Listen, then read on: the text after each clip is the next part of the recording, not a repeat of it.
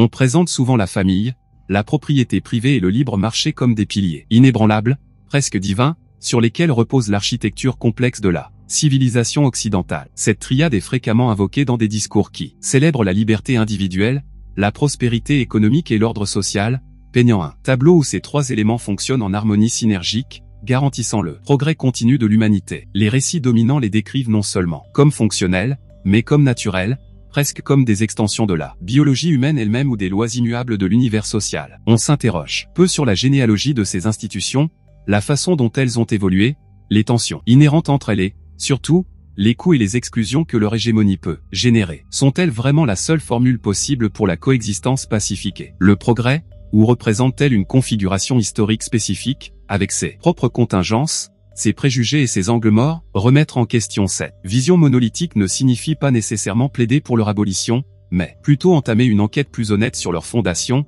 leurs mécanismes de perpétuation et le spectre complet de leurs conséquences, tant celles qui sont célébrées que celles qui sont occultées. La naturalisation de ces structures sert souvent à obscurcir les relations de pouvoir qu'elles soutiennent et les alternatives qui ont été marginalisées au fil de l'histoire. Nous nous demandons, et si cette triade sacrée était moins une révélation divine qu'une construction humaine, sujette à la critique, à la reconfiguration et, qui sait, au dépassement? L'idée même de soutien de la civilisation mérite un examen minutieux. Quel type de civilisation est soutenu? Pour qui? Et à quel prix? La famille, en tant qu'institution, semble être la plus primordiale, la plus viscéralement liée à notre condition biologique de reproduction et de soins à la progéniture. Cependant, la forme spécifique que prend la famille, nucléaire, élargie, matrilinéaire, patrilinéaire, est profondément façonnée par des facteurs culturels, économiques et politiques. L'image de la famille nucléaire hétéronormative, souvent présentée comme le modèle idéal et universel, est en réalité une construction relativement récente, liée à l'émergence du capitalisme industriel et à la séparation entre la sphère publique et la sphère privée. Avant cela,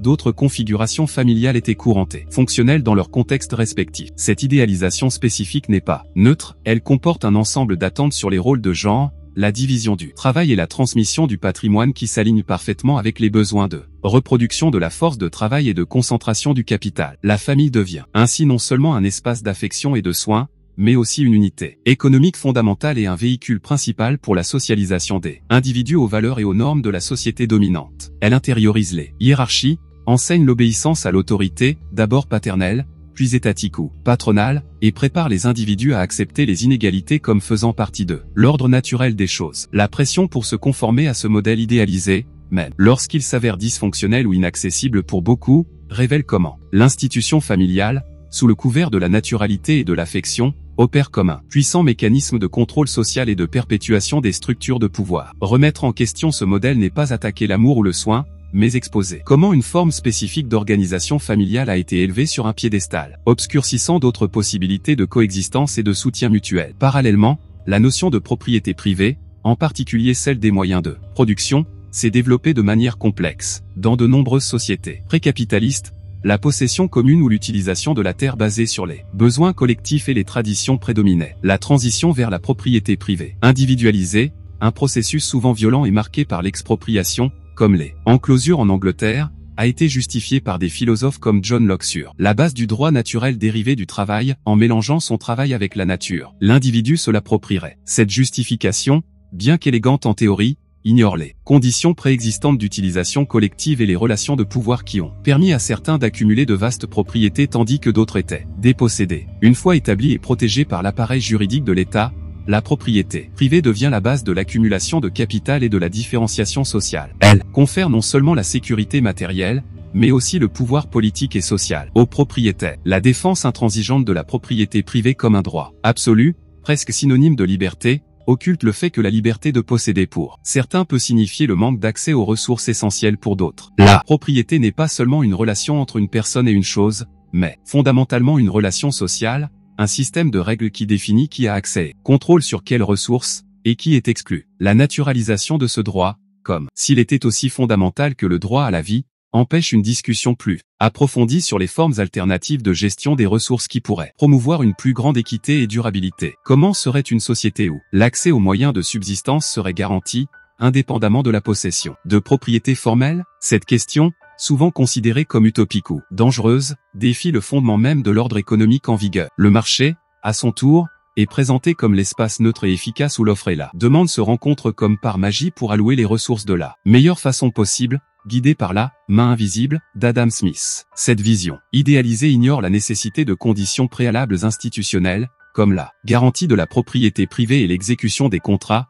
assurés par l'État, et les asymétries d'information et de pouvoir qui faussent la concurrence parfaite. Le marché n'est pas un phénomène naturel qui surgit spontanément, mais une construction sociale et politique complexe. Son expansion vers des sphères de la vie autrefois non marchandisées, santé, éducation, culture, relations personnelles, est un processus historique connu sous le nom de marchandisation. Tout a un prix, et la valeur humaine est souvent réduite à la valeur économique. Cette logique mercantile, bien qu'elle puisse stimuler l'innovation et l'efficacité dans certains secteurs, peut aussi corroder des valeurs non économiques essentielles, comme la solidarité, la confiance mutuelle et le bien commun. La compétition incessante, célébrée comme moteur du progrès, génère aussi de l'anxiété, de l'insécurité et de l'exclusion pour ceux qui ne réussissent pas à gagner dans le jeu du marché. L'idée que le marché est l'arbitre final de la valeur et de la vérité masque les intérêts spécifiques qui bénéficient de cette idéologie et les conséquences sociales et environnementales négatives qui sont souvent externalisées, c'est-à-dire laissées à la charge de la société. Penser au-delà du marché ne signifie pas éliminer toute forme d'échange, mais remettre en question sa suprématie comme principe organisateur de la vie sociale et explorer des mécanismes alternatifs de coordination économique et sociale basés sur la coopération, la délibération démocratique et la préoccupation du bien-être collectif et de la durabilité écologique. La triade, par conséquent, se révèle moins harmonieuse et plus tendue que ne le suggèrent ses apologistes. La famille façonne l'individu pour le marché, la propriété définit qui peut y participer dans des conditions avantageuses. Le marché, à son tour, exerce une pression et reconfigure les structures familiales et les relations de propriété. En approfondissant l'analyse sur la famille, l'un des mécanismes occultes qui la soutient comme pilier civilisationnel, en particulier dans sa forme nucléaire, patriarcale, est l'intériorisation de l'inégalité comme affection. Dès l'enfance, nous sommes conditionnés à accepter les hiérarchies au sein du foyer, l'autorité paternelle, la division des tâches basées sur le genre, comme des expressions de soins, d'ordre et d'amour. Cette association entre la subordination et le bien-être émotionnel crée un puissant blocage psychologique contre la contestation de ces structures. L'enfant qui apprend à obéir à son père, pour son propre bien, devient l'adulte qui accepte plus facilement l'autorité du patron ou de l'État sans questionnement critique. Le langage même de la parenté est fréquemment coopté pour décrire des relations de pouvoir en dehors de la famille, le roi-père, la mère-patrie, le chef commun, père, renforçant ce transfert de loyauté et de soumission. Cette dynamique est particulièrement efficace parce qu'elle opère au niveau le plus intime et émotionnel de la formation de l'identité. Remettre en question la structure familiale traditionnelle peut être perçue non comme une recherche de plus grande égalité ou d'autonomie, mais comme une trahison des liens affectifs les plus profonds, une attaque au cœur même de l'être. De plus, la famille fonctionne comme un amortisseur crucial pour les échecs et les rigueurs du marché et de l'État. C'est au sein de la famille que beaucoup cherchent refuge contre le chômage, la maladie, la solitude et l'insécurité générées par le système économique. En fournissant, ou en essayant de fournir, ce filet de sécurité privée, la famille allège la pression sur l'État pour qu'il fournisse des services sociaux universels et robustes, et masque la précarité inhérente à un système de marché qui traite le travail comme une simple marchandise. Cette fonction d'amortisseur est paradoxalement ce qui permet au système capitaliste de continuer à fonctionner malgré ses crises et ses contradictions inhérentes. La famille absorbe les chocs, prend soin des perdants du marché, garantit la reproduction de la force de travail, souvent à travers le travail non rémunéré des femmes, et tout cela, sous le voile de l'amour et de l'obligation morale, rendant l'exploitation et l'inégalité plus acceptables. La dépendance mutuelle créée au sein de l'unité familiale, bien que source de confort, peut aussi entraver la mobilité individuelle et la contestation des normes sociales, piégeant les individus dans des réseaux d'obligations qui limitent leur choix de vie. L'idéalisation romantique de la famille obscurcit ses fonctions économiques et de contrôle social, la présentant comme un refuge apolitique et purement affectif, alors qu'en réalité elle est l'un des principaux lieux où les relations de pouvoir de la société dans son ensemble sont reproduites et négociées quotidiennement. Rompre avec cette idéalisation exige de reconnaître la famille comme un terrain politique, où l'affection et le pouvoir, le soin et le contrôle sont inextricablement liés. Cela ouvre la voie à l'imagination et à la construction de formes de relations et de soins mutuels qui soient plus égalitaires, flexibles et libératrices, tant à l'intérieur qu'à l'extérieur des liens de parenté traditionnels. Pour en revenir à la propriété privée,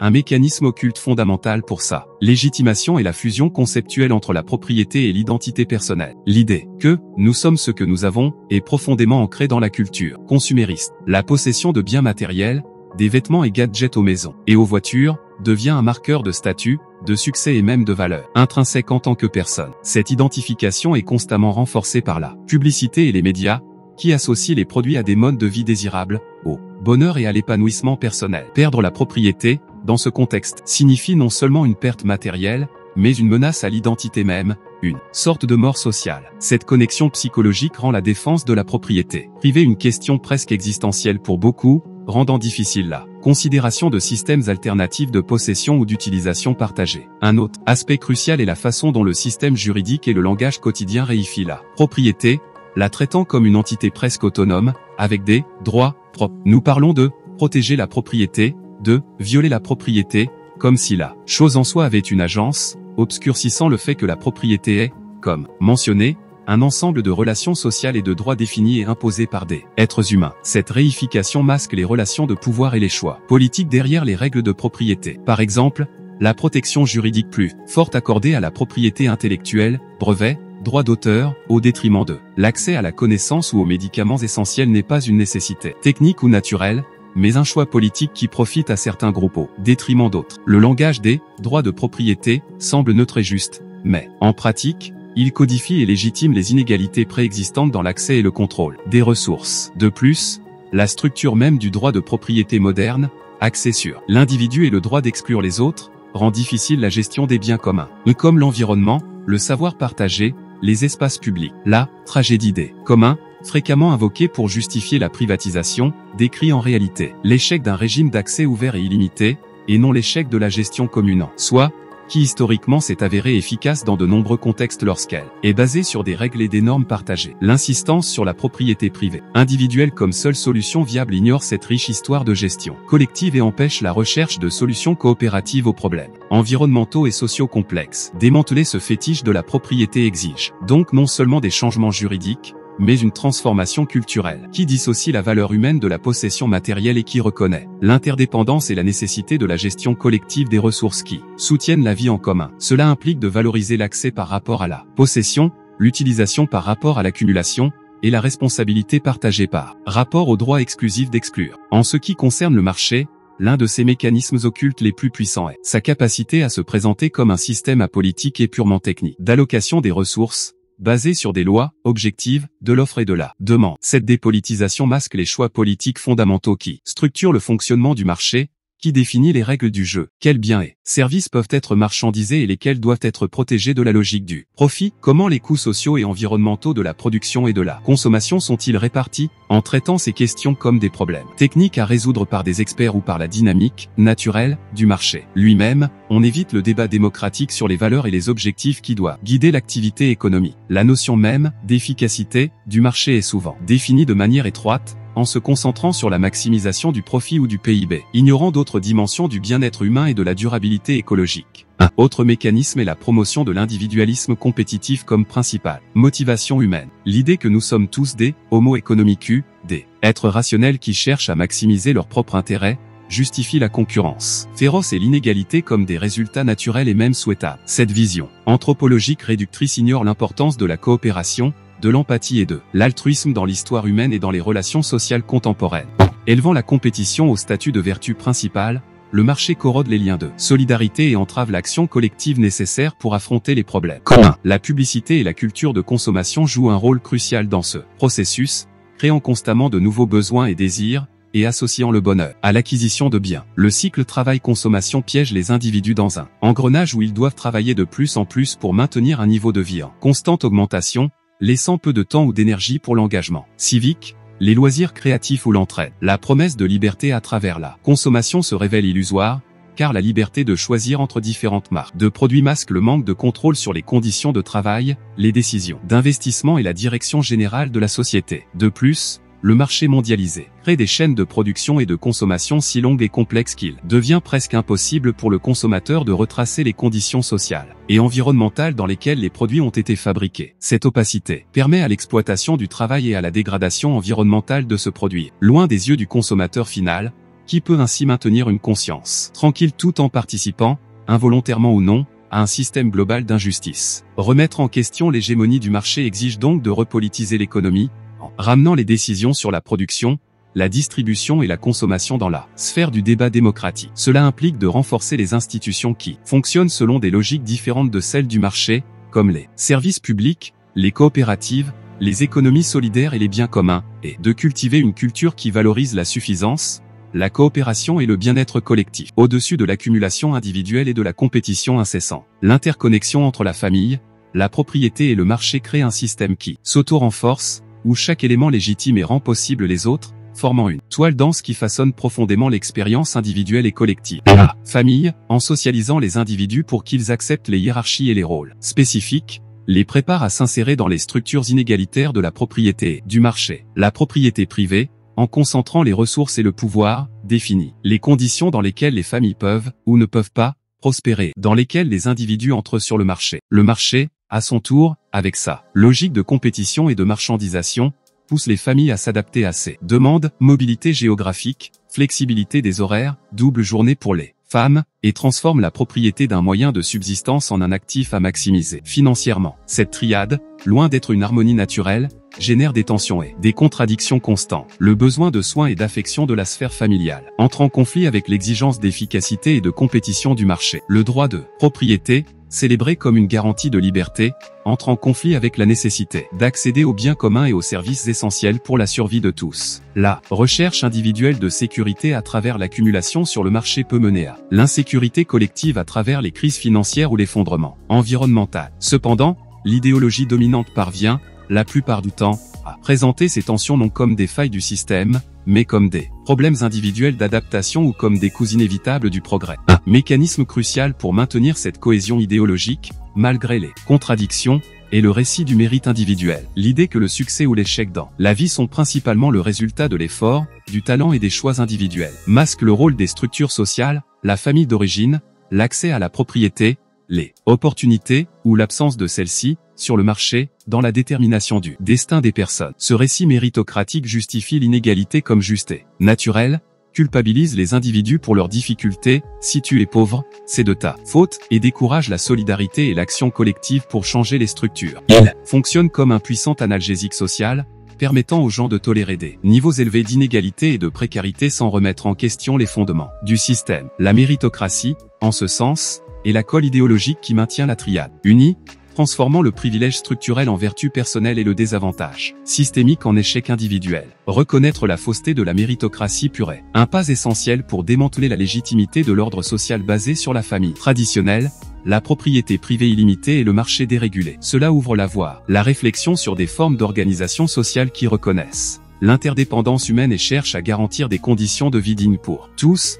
indépendamment de leur origine familiale, de leur possession de propriété ou de leur succès sur le marché. Considérons maintenant l'impact de cette triade sur l'autonomie individuelle et collective. Superficiellement, on prétend que la propriété privée et le libre marché élargissent la liberté de choix de l'individu, choisir où vivre, quoi acheter, quelle carrière suivre. La famille, à son tour, offrirait le soutien émotionnel et matériel pour que l'individu puisse exercer ses choix. Cependant, cette vision optimiste ignore comment ces mêmes institutions peuvent restreindre sévèrement l'autonomie. La dépendance économique de la famille, surtout dans un contexte d'absence de filet de sécurité sociale, peut limiter les choix de vie, forçant les individus à rester dans des relations abusives ou à suivre des voies professionnelles qu'ils ne souhaitent pas. Les normes sociales et les attentes familiales sur le mariage, les enfants et la carrière peuvent étouffer l'individualité et l'expression authentique. Le manque d'accès à la propriété, terre, logement, capital, restreint considérablement les options de vie pour la majorité de la population, faisant de la liberté de choix sur le marché une illusion pour ceux qui luttent pour leur survie quotidienne. Le marché du travail lui-même, avec son exigence d'adaptation constante, de longues journées et de subordination à la hiérarchie entrepreneuriale, limite l'autonomie du travailleur sur son temps, son corps et son processus de travail. La liberté de changer d'emploi se résume souvent à la liberté de choisir entre différentes formes d'exploitation ou de précarité. Par conséquent, l'autonomie promise par la triade est, dans une large mesure, une autonomie formelle et conditionnée. Elle existe pour ceux qui possèdent déjà les ressources économiques, culturelles, sociales, pour l'exercer, mais elle est sévèrement limitée pour les autres. La liberté de marché finit par être, Pour beaucoup, la liberté de vendre sa force de travail dans des conditions défavorables. La liberté, associée à la propriété et la liberté des propriétaires d'exclure les non-propriétaires. La sécurité de la famille peut devenir une cage dorée qui empêche le développement individuel. Cela soulève une question dangereuse, la conception de la liberté promue par cette triade est-elle intrinsèquement excluante et hiérarchique? Confond-elle l'autonomie avec l'individualisme possessif et la liberté avec l'absence de restrictions pour les déjà puissants? L'autonomie collective,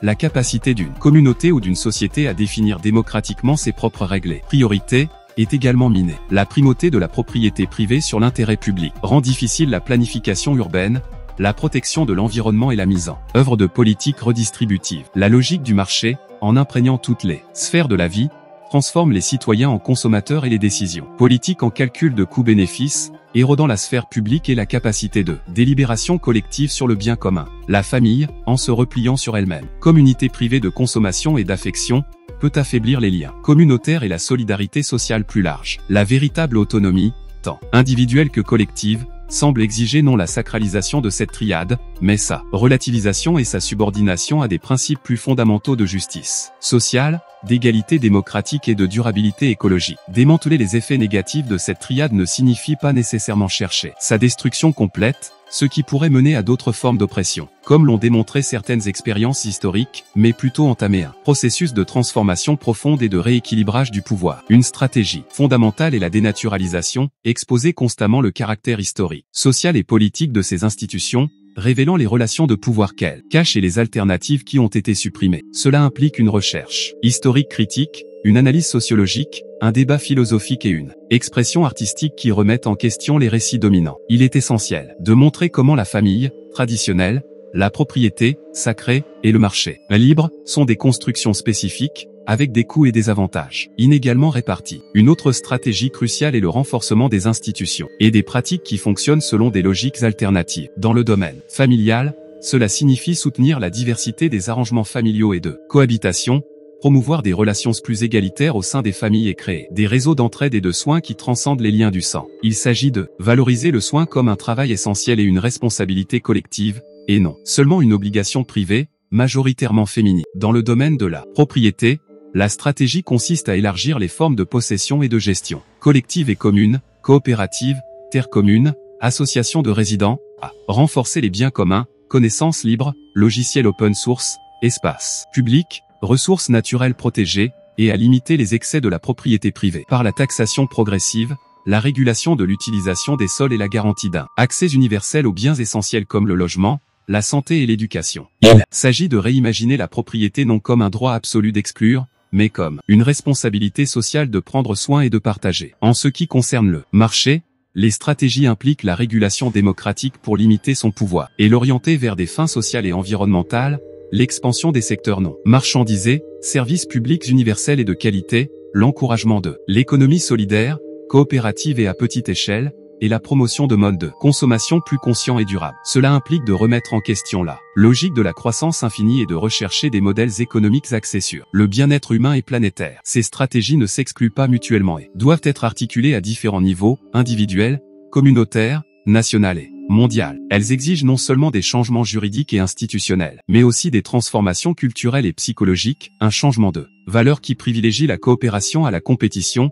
la suffisance à l'accumulation, le soin à la domination, et le bien commun à l'intérêt privé. C'est un processus long et complexe, sans garantie de succès, mais qui ouvre la possibilité de construire une civilisation plus juste, libre et durable que celle soutenue par la triade sacrée. La question n'est pas de savoir si nous pouvons vivre sans famille, propriété ou marché, sous une forme ou une autre, mais si nous pouvons les façonner pour qu'ils servent la vie et la liberté de tous, et non seulement de quelques-uns. Nous arrivons donc à un point d'inflexion. L'analyse approfondie de la triade famille, propriété, marché révèle non un ensemble harmonieux de piliers naturels, mais un système complexe d'institutions historiquement construites, rempli de tensions internes, de mécanismes occultes de pouvoir et de conséquences ambivalentes. Nous avons vu comment la famille, sous le couvert de l'affection, peut reproduire des hiérarchies et servir d'amortisseur aux rigueurs du système économique. Nous avons observé comment la propriété privée, justifiée au nom de la liberté individuelle, fonctionne comme un puissant mécanisme d'exclusion sociale et de concentration du pouvoir, se fondant dangereusement avec l'identité personnelle elle-même. Nous avons constaté comment le marché, présenté comme une sphère neutre et efficace, opère en réalité selon des règles politiquement définies, promeut un individualisme corrosif et étend sa logique à des domaines non économiques de la vie, minant l'autonomie individuelle et collective sous la promesse de la liberté de consommation. L'interconnexion de ces trois éléments, cimentés par l'idéologie méritocratique, crée un système résilient, capable d'absorber les critiques et les crises, mais qui génère de profondes inégalités, insécurité et limitations à la pleine réalisation humaine et à la durabilité de la planète. La civilisation, que cette triade soutient est, à bien des égards, une civilisation de la compétition, de l'exclusion et de la non-durabilité, malgré les avancées matérielles indéniables qu'elle a également procurées à une partie de l'humanité. La sacralisation de ces institutions empêche un débat honnête sur leur faille et l'exploration d'alternatives. La voie à suivre ne réside pas dans un rejet simpliste ou dans une défense acritique, mais dans une redéfinition radicale de la relation que nous établissons avec ces sphères. Il s'agit de reconnaître la famille comme un espace d'affection et de soins qui doit être démocratisé, libéré des hiérarchies oppressantes et ouvert à de multiples configurations. Cela implique de concevoir la propriété non comme un droit absolu de posséder et d'exclure, mais comme une forme d'accès et de gestion responsable des ressources, privilégiant l'usage commun et la garantie de conditions dignes pour tous. Cela exige de subordonner le marché à la délibération démocratique, de limiter sa sphère d'influence, de réguler ses excès et d'encourager des alternatives économiques basées sur la coopération, la solidarité et le respect des limites écologiques. Cette redéfinition n'est pas une tâche purement intellectuelle, mais une pratique politique et sociale continue, qui se construit au quotidien, dans les luttes sociales, les expériences communautaires et les choix individuels conscients. C'est une invitation à démanteler les mécanismes occultes qui nous lient à cette triade comme à un destin inévitable et à oser imaginer et construire collectivement d'autres façons d'organiser la vie en commun, où la liberté, l'égalité et l'entraide ne sont pas seulement des idéaux distants, mais les véritables piliers d'une civilisation qui mérite d'être soutenue. Le chemin est ardu, mais l'alternative, la perpétuation d'un système qui nous aliène de nous-mêmes, des autres et de la nature, est insoutenable à long terme. La triade nous a peut-être amenés jusqu'ici, mais pour avancer vers un avenir plus humain, nous devrons apprendre à marcher au-delà de son ombre.